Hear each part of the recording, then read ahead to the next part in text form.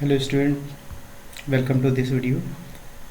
इस वीडियो में देखेंगे क्लास 10th मैथ्स का प्रश्नावली 6.2 है। इसका 7वां क्वेश्चन दिया हुआ है कि प्रमेय 6.1 का प्रयोग करते हुए सिद्ध कीजिए कि एक त्रिभुज की एक भुजा के मध्य बिंदु से होकर दूसरी भुजा के समांतर खींची गई रेखा तीसरी भुजा को समद्विभाजित करती है।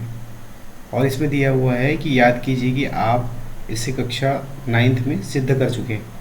तो चलिए देखते हैं कि इसमें दो चीज़ें हैं। पहली चीज़ तो ये है कि जो प्रमेय 6.1 है ये हमें पता होना चाहिए। दूसरा जो सिद्ध करना है इसके आधार पर भी क्या करते हैं, एक त्रिभुज ड्रॉ करते हैं। सबसे पहले एक ट्रायंगल है, इसको हम ड्रॉ करते हैं। ठीक है, ये त्रिभुज कौन सा है? ए बी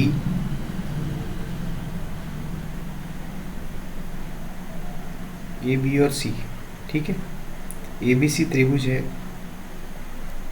इसमें ये मान लेते हैं कि ए बी का एक मध्य बिंदु है डी, है ना। यहाँ पर एक रेखा है डी।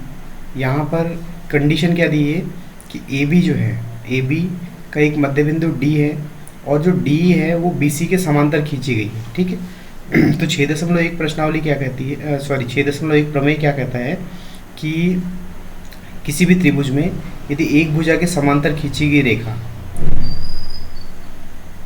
क्या करती है, किसी भी त्रिभुज में एक भुजा के समांतर खींची गई रेखा त्रिभुज के अन्य दो भुजाओं को समान अनुपात में विभाजित करती है।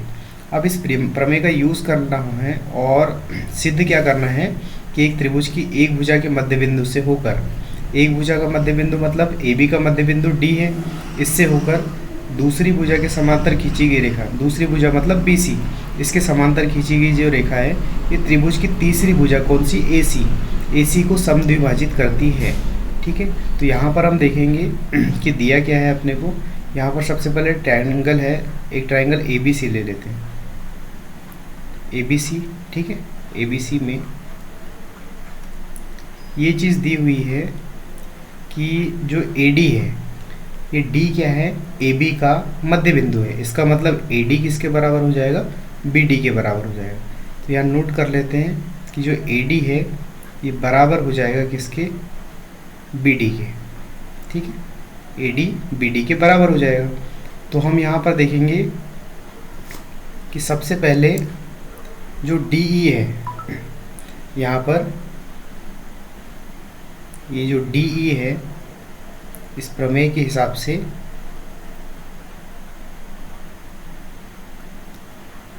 डी ई है, ये क्या है, ये समांतर बी सी है।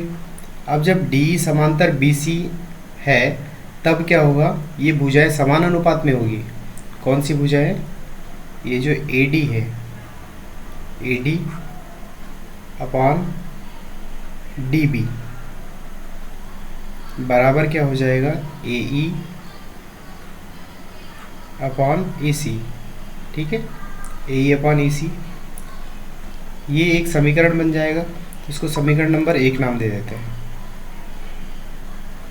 ठीक है, अब यहाँ होगा क्या यहाँ पर हम देखते हैं कि जो ए डी बी डी के समांतर है, तो ए डी और बी डी ये दोनों आपस में बराबर है। तो ए डी और बी डी बराबर है, इसका मतलब यहाँ लिख सकते हैं कि जो ए डी है, ए डी अपॉन ये डी बी या बी डी, तो यहाँ पर क्या लिख सकते हैं, इसके बदले में ए डी लिख सकते हैं। क्या हो जाएगा, ये ए डी हो जाएगा। और ये ए ई अपॉन ई सी, ए ई अपॉन ई सी, तो यहाँ पर ये दोनों कट जाएंगे तो एक आ जाएगा।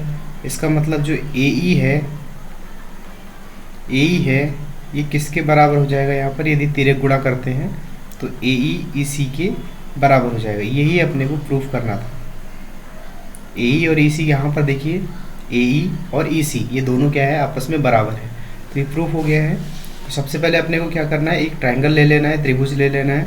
इस त्रिभुज में अपने को दिया हुआ है कि जो डी है ये क्या है, मध्य बिंदु है। इसका मतलब ए डी किसके बराबर हो जाएगा, बी डी के बराबर हो जाएगा।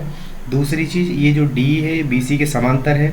जब समांतर भुजाएं हैं इसका मतलब ये है कि ये जो भुजाएं हैं त्रिभुज की अन्य दो भुजाएं मतलब A D upon D B या बी डी बराबर हो जाएगा ए ई अपॉन ई सी के। ठीक है, और यहाँ पर अपने को पता है ये दोनों बराबर है तो रिप्लेस कर देंगे तो एक आ जाएगा, और यहाँ से पक्षांतर करने के बाद इधर तिर्यक गुणा हो जाएगा इसका ई सी इंटू वन, तो ये ए ई और ई सी ये दोनों आपस में बराबर हो जाएंगे। इस तरीके से इसको सॉल्व करना है। ठीक है, थैंक यू।